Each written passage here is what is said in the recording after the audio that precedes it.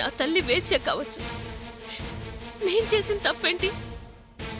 నాకే బురద అంటలేదే, పవిత్రంగా బ్రతుకుతున్నానే.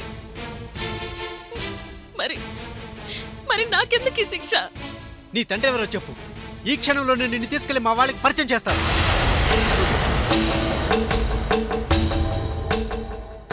పెద్దవాళ్ళ ఆస్తులోనే కాదు, వాళ్ళ పాపాల్లో కూడా వారి పిల్లలకి వారసత్వం వస్తుంది. ఇది నిజం.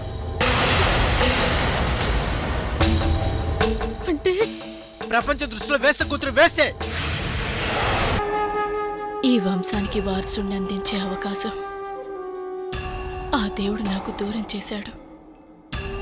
అలానే నా కారణంగా ఈ వంశం అంతా అవ్వకూడదు. డాక్టర్ గారు చెప్పినట్లు సరోగేట్ మదర్ ద్వారా వారసుని పొందాలి. అంతకు మించి మార్గం లేదు. అందుకు సిద్ధపడ్డ అమ్మాయిని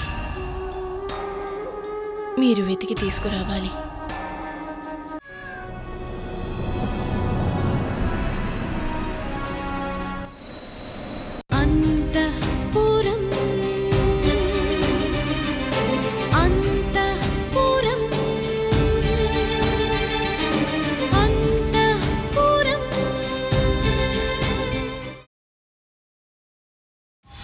నీ తండ్రి ఎవరో చెప్పు, ఈ క్షణంలో నేను నిన్ను తీసుకెళ్లి మా వాళ్ళకి పరిచయం చేస్తాను.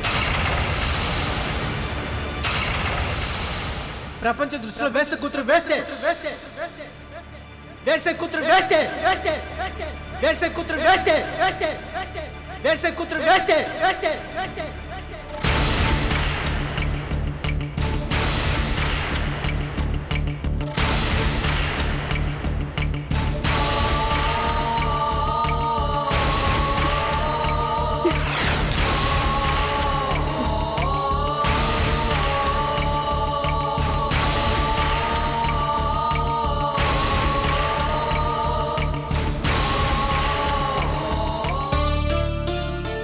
నమస్కారం మంగరాజు గారు.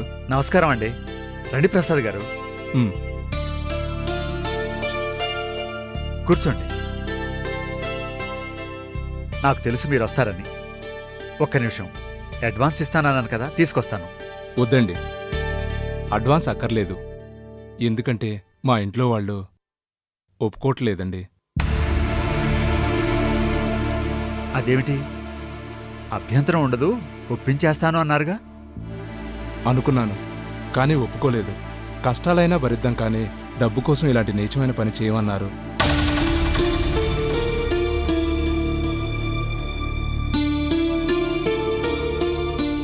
క్షమించండి.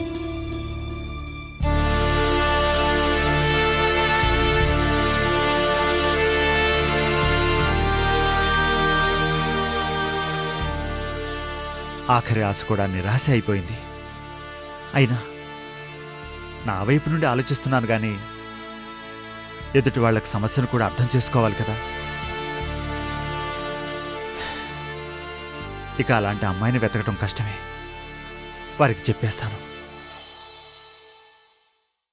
ఏదో ఒక విధంగా నచ్చజెప్పి దివ్యను వెంటనే ఇక్కడి నుండి పంపేయాలి.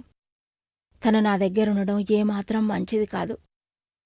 హాస్టల్ వదిలేసి విడిగా అయినా ఉండి చదువుకుంటే బాగుండు. నచ్చజెప్పి చూస్తాను.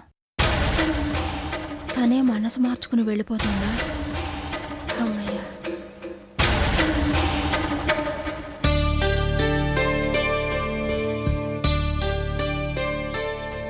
తెలుసమ్మా, నాకు తెలుసు.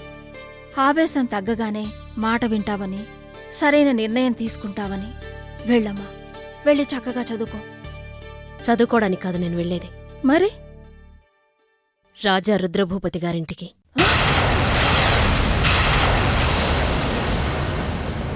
ఆ జమీందారీ వంశానికి వారసునివ్వడానికి. నోర్మోయ్, నీకేమైనా పిచ్చా? లోపలికి నడవే.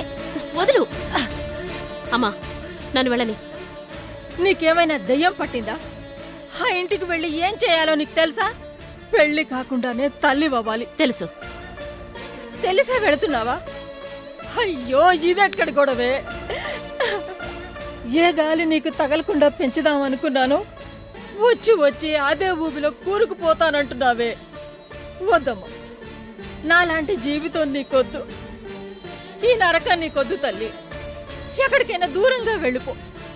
డబ్బు కోసం ఆశపడి జీవితాన్ని అమ్ముకోకమ్మా, నాశనం అయిపోతావే. ఆ తర్వాత ఎంత ఏడ్చినా లాభం ఉండదమ్మా.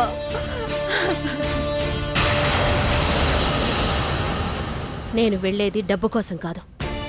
మరి అంతకంటే అక్కడ నీకు దొరికేదేముంది? ప్రేమ దొరకదు, అభిమానం దొరకదు, గౌరవం అంతకన్నా దొరకదు. వాళ్ళ అవసరం తీరగానే నిన్ను విసిరేస్తారే. ఆ ఇంటి నుండి బయటపడ్డాక ఇంకా నీకు నాకు తేడా ఏమీ ఉండదే. ఏ తప్పు ఈ తల్లి చేసింది అని నిందిస్తున్నావో, అసహించుకుంటున్నావో అదే తప్పు. అదే తప్పు అక్కడికి వెళ్ళి నువ్వు చేయబోతున్నావే. నువ్వు చెయ్యబోయే పనికి ఎంత అందమైన పేరు పెట్టుకున్నా పడే ముద్ర అదేనే.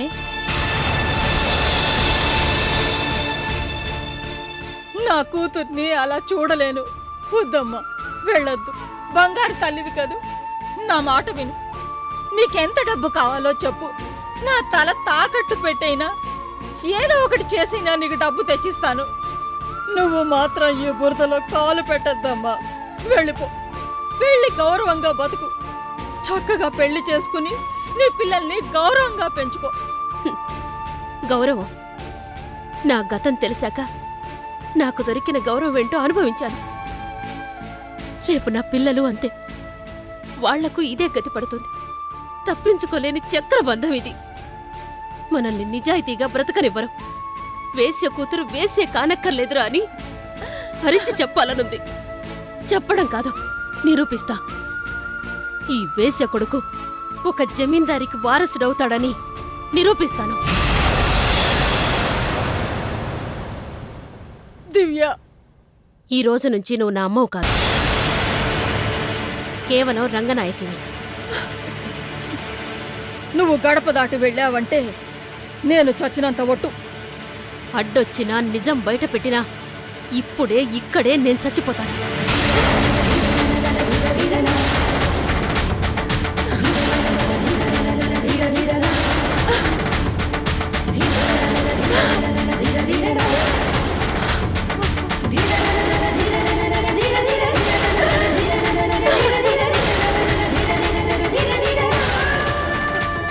అయిపోయింది, అంతా అయిపోయింది. ఏదైతే జరగకూడదని భయపడ్డానో అదే జరిగిపోతోంది. ఎందుకైనా నన్ను బతికించింది దేవుడా.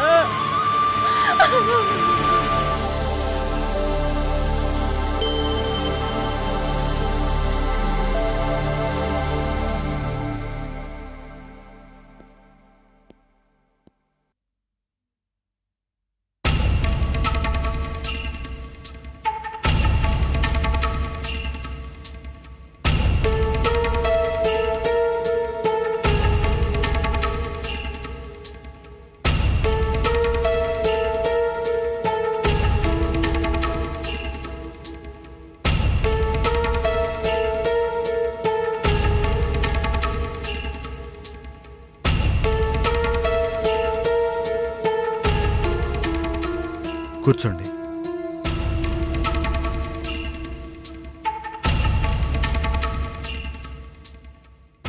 తీసుకోండమ్మా. వద్దు. పర్వాలేదు, తీసుకోండి. వద్దండి.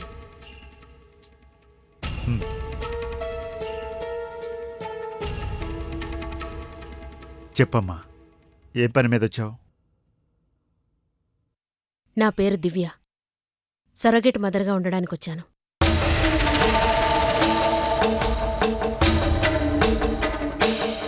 ఏంటి? అద్దెకి అమ్మతనాన్నివ్వడానికి సిద్ధపడొచ్చాను.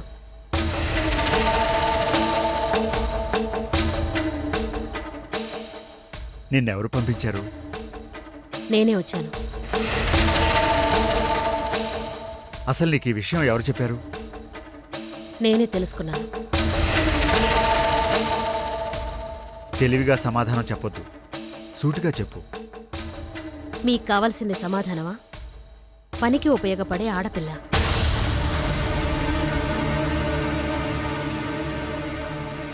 పనికి వచ్చింది నువ్వు, పనికొస్తావో లేదో తేల్చుకోవాల్సింది మేము. ఆడపిల్ల కోసం వెతుకుతున్నానని ఎవరు చెప్పారు? క్షమించండి, నా అవసరం కంటే చెప్పిన వ్యక్తి పేరే అవసరం అనుకుంటే నేను బయలుదేరతాను. ఆగమ్మా, కూర్చో. కూర్చోమ్మా.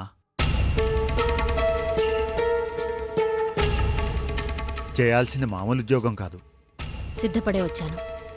సిద్ధపడగానే సరిపోదు, ఇష్టపడాలి.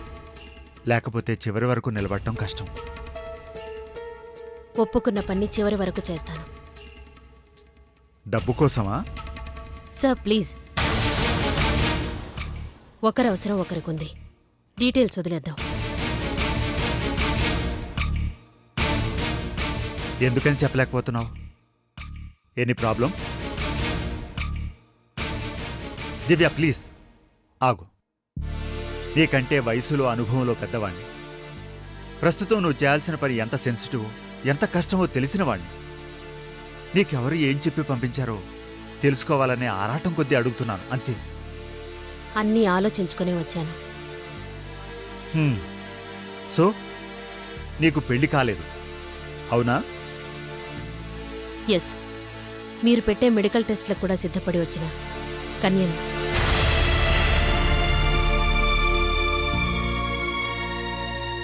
పెళ్లి కాకుండానే ఇప్పుడు తల్లివి కావాలి. చెప్పటానికి వినటానికి చాలా ఇబ్బందిగా ఉంది. ఈ ఇబ్బందిని నువ్వు 9 నెలలు మోయాలి. మబ్బుల్లోంచి వాన చినుకు కిందికి జారిపడే ముందు వరకే దానికి ఆలోచించుకునే అవకాశం. క్రిందికి ప్రయాణం మొదలుపెట్టాక భూమిలో ఇంకిపోవటమే కాని మనసు మార్చుకుని పైకి వెళ్లే అవకాశం, మధ్యలో ఆగిపోయే అవకాశం దానికి లేదు, నీకు ఉండదు. ఇవి నా కాలేజ్ సర్టిఫికెట్స్.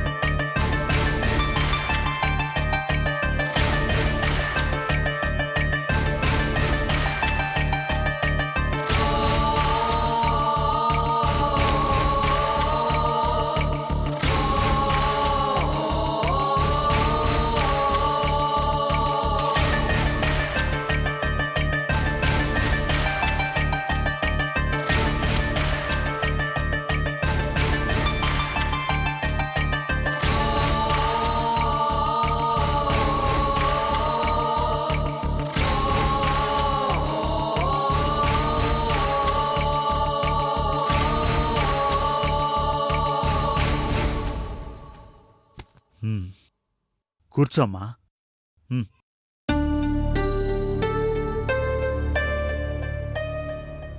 అందం ఉంది, మంచి చదువు ఉంది, పైగా కాలేజ్ ఫస్ట్, గొప్ప ఉద్యోగం వస్తుంది, మంచి భవిష్యత్తు ఉందమ్మా.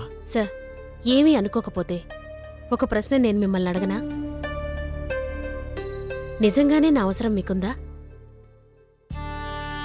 ఆశతోనూ తొందరపాటులోనూ ఆవేశంలోనూ వచ్చుంటే చివరి నిమిషంలోనైనా ఆలోచించి మనసు మార్చుకుంటావేమోనని ఆ అవకాశం నీకిద్దామని ఇంతసేపు నిన్ను కన్విన్స్ చేస్తున్నానమ్మా. అంతేకాని నీ అవసరం లేక కాదు. మీ అమ్మా నాన్న?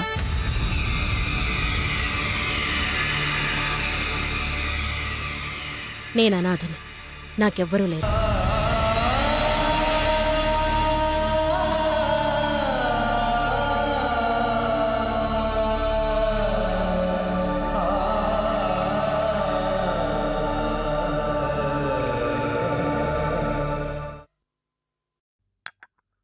సో ఒక జమీందారీ వంశానికి వారసుని కనివ్వటం నువ్వు చేయాల్సిన పని. ఇంతకు మించిన వివరాలు అనవసరం అనుకుంటాను. చేయబోయే సహాయానికి వాళ్లు ప్రతిఫలంగా ఇద్దామనుకుంటున్న డబ్బు నీకు సరిపోతుందా? చాలు. నేనిందాక నిన్ను మొదటిసారి చూసినప్పుడు నువ్వెందుకొచ్చావో కూడా నాకు తెలీదు. కాని నిన్ను చూడగానే నీలాంటి చక్కని అమ్మాయి జమీందారీ వంశానికి వారసుడు కనిస్తే ఎంత బాగుంటుందో అనిపించింది. నా కోరిక విన్నాడేమో. మొత్తానికి ఆ దేవుడు దయతలిచాడు. ఆయన దయతలచలేదు, నేను ఒప్పుకున్నాను. ఏమ్మా, దేవుడంటే ఇష్టం లేదా? ఆయనకే నేనంటే ఇష్టం లేదు. తప్పమ్మా, దేవుడి గురించి అలా మాట్లాడకూడదు. మనం జమీందార్ గారింటికి బయలుదేరదామా?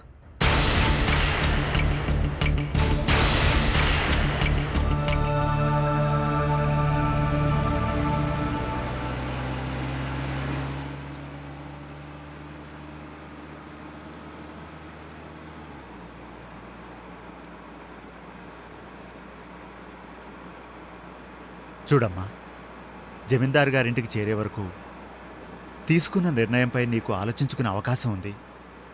మనసు మారితే ఓపెన్గా చెప్పే, ఏమీ అనుకోను.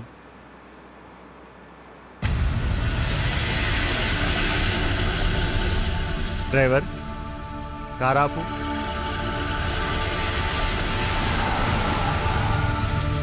ఒక్క నిమిషం.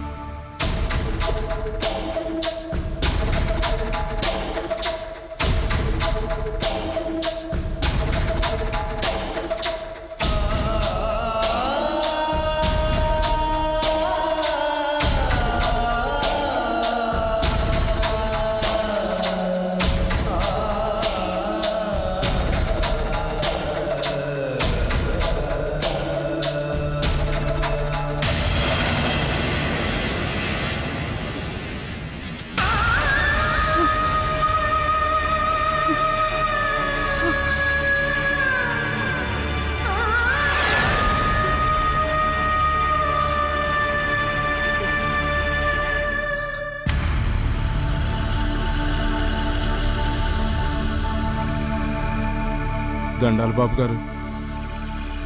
ఎలా జరిగింది? ఎప్పుడు జరిగింది? ఓ గంట అయింది బాబు. ఎంత కొట్టినా తలుపులు తీయకపోతే పగల కొట్టి లోపలికెళ్ళాం. అప్పటికే ప్రాణం పోయింది బాబు. దేవుడా!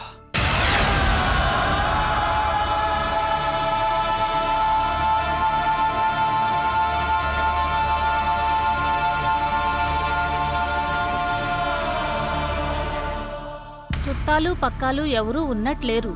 ఎప్పుడూ ఎవరూ ఇంటికొచ్చినట్టు చూడలేదు. పాపం దిక్కులేం చావు చచ్చిపోయింది బాబు. లేదు, రంగనాయకి కూతురుండాలి. ఎక్కడుందో తెలీదు. అయ్యయ్యో, కూతురుందా? ఆ విషయం మాకెప్పుడు చెప్పలేదే.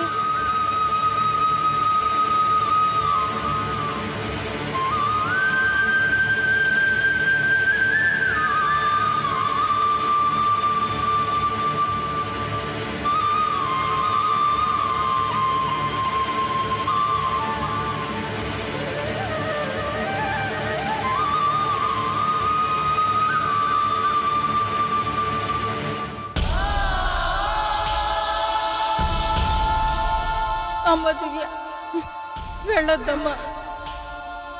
నా మాట వినమ్మా, వెళ్ళొద్దమ్మా. అమ్మ దివ్య, వెళ్ళొద్దమ్మా. నా మాట విను తల్లి. వెళ్ళొద్దమ్మా, నా మాట విను తల్లి. వెళ్ళొద్దు దివ్య, వెళ్ళొద్దు.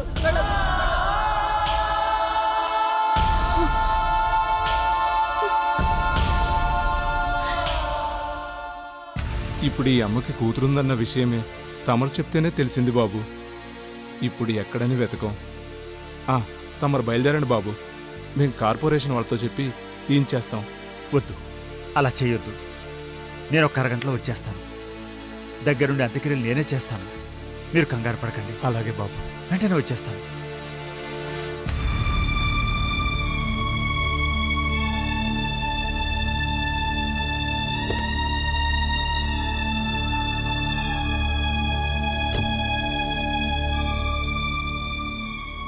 మంచి మనిషి పాపం. ఇలాంటి చావు ఎవరికీ రావద్దు. డ్రైవర్, పోనీ.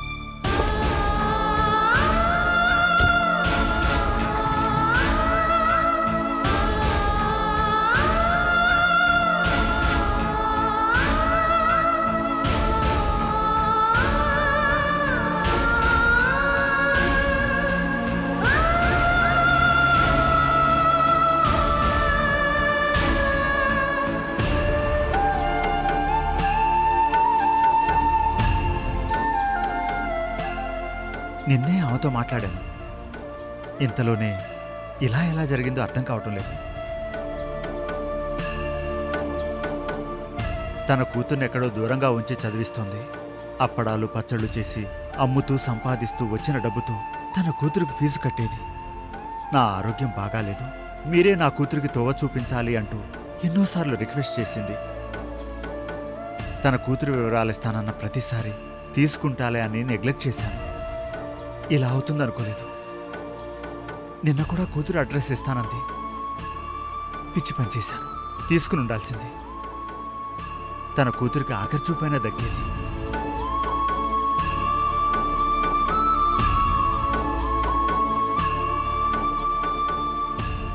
రంగనాయక ఆఖరి కోరిక తన కూతురుకు ఒక దారి చూపించాలి. ఆ పని చేయలేకపోతున్నాను. ఛ!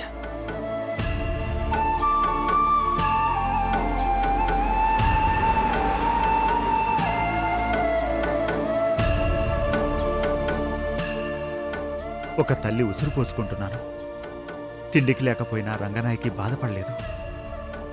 జబ్బు తగ్గటానికి గవర్నమెంట్ హాస్పిటల్లో ఇచ్చిన మందును అమ్ముకుని ఆ డబ్బు కూతురు కోసం దాచింది.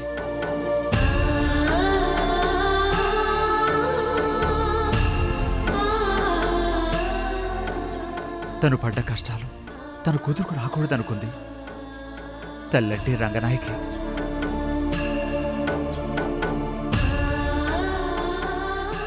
తన ప్రమేయం లేకుండా జరిగిన ఒక తప్పు వల్ల వేసే అనే ముద్ర పడింది. రంగనాయకి ఎలా బయటపడాలో తెలియక గిలగిలా కొట్టుకుంది. చేతగాక చచ్చిపోదాం అనుకున్న సమయంలో కూతురు మీద ప్రేమ కాళ్లకు అడ్డం పడింది. అప్పటి నుండి జీవితమే కూతురుగా బ్రతికింది.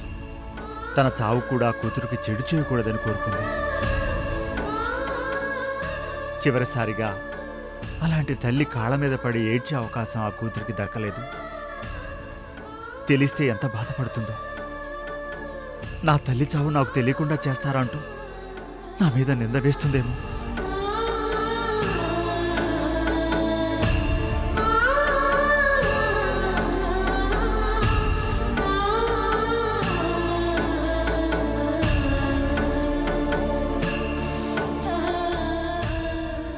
నువ్వు తల్లి లేని అనాథవు కదా. తల్లి కోసం కూతురు పడే బాధ నీకు తెలియదు. అందుకే రియాక్ట్ కాలేకపోతున్నావేమో. సారీ, నిన్ను ఇబ్బంది పెడుతున్నాను. సారీ.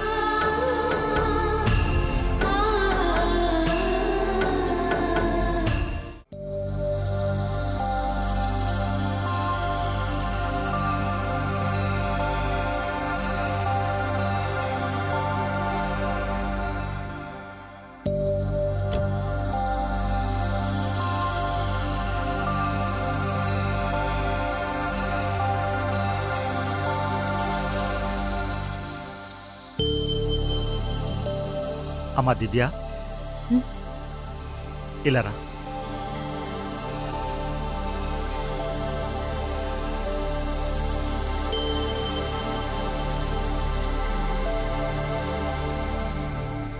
మనకు ఈ హవేలికి మధ్య దూరం కేవలం 10 అడుగులు. ఈ 10 అడుగులు దాటి నువ్వు లోపలికి అడుగుపెట్టగానే నీ జీవితం మారిపోతుంది. నీ భవిష్యత్తు నీ చేతులు దాటిపోతుంది. నువ్వు తీసుకున్న నిర్ణయానికి బానిసైపోతావు. మనసు కాళ్ళు కట్టుకుని బ్రతకాల్సిందే.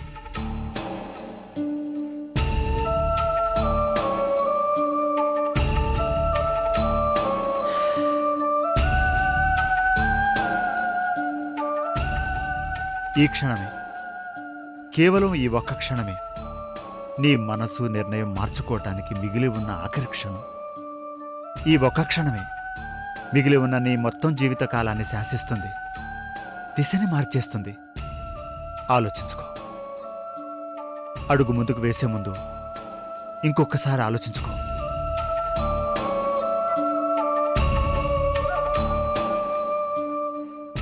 నువ్వు చేస్తున్నది తప్పు అని ఇప్పుడు అనిపించకపోవచ్చు. అనిపించినప్పుడు దిద్దుకునే అవకాశం మన చేతిలో ఉండదు.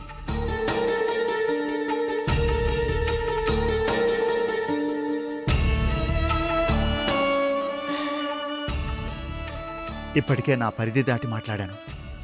అనాథని అన్నావు. అందుకే మీ పెద్దవాళ్ల స్థానంలో నిలబడి మంచి చెడు చెప్పాలనిపించింది.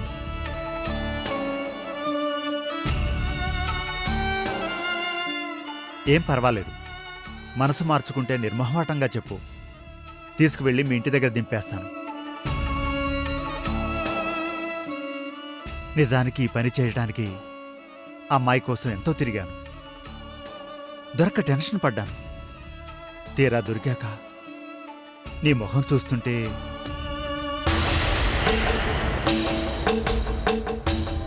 మంగరాజు గారు, ఈ హవేలీ దివాన్గా మీ డ్యూటీ మీరు చేయండి. లోపలికి వెళ్దామా? ఒక్క నిమిషం. ఇప్పుడే వస్తాను, ఇక్కడే ఉండు.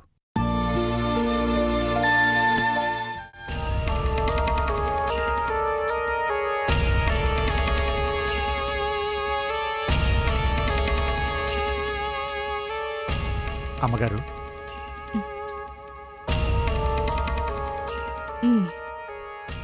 అమ్మాయి దొరకలేదు అంతేగా, రోజు చెప్పే సమాధానమేగా, వినే ఓపిక లేదు. వెళ్ళిరండి. అమ్మాయి దొరికిందమ్మా.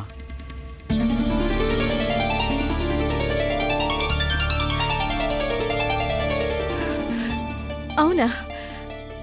ఏది? ఎక్కడా? బయట నిలబడుందమ్మా. మీరు అనుమతిస్తే. మనం అనుకున్నట్టే అన్నీ ఉమ్, తీసుకురండి. వెంటనే లోపలికి తీసుకురండి. అలాగే నేను ఇప్పుడే వస్తాను. వర్ధనమ్మా,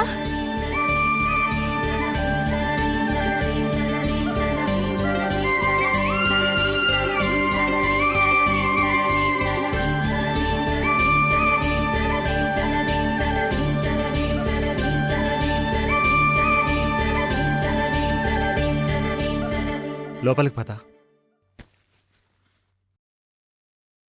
లోపలికి వెళ్లే ముందు కొన్ని విషయాలు చెప్పాలి. బయట మన ప్రపంచానికి హవేలీలో జమీందారీ పద్ధతులకు కట్టుబాట్లకి చాలా తేడా ఉంటుంది. మనుషుల మధ్య మర్యాద గౌరవాలకు విలువ ఎక్కువ. రాజాగారికి సాధారణంగా ఎవరూ ఎదురుపడరు. ఇక్కడ ఆయన మాటే వేదం, ఆయన చూపే ఆజ్ఞ. రాజా రుద్రభూపతి పర్మిషన్ లేకుండా ఈ హవేలీలో చిట్టాకు కూడా కదలదు. పరువు ప్రతిష్టలకు ప్రాణమిచ్చే వంశం ఇది.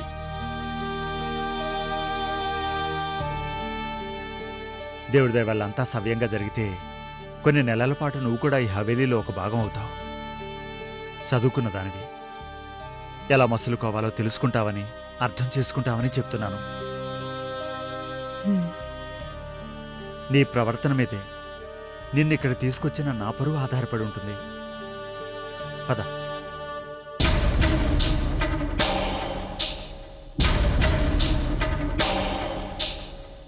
ఎంత బాగుందో.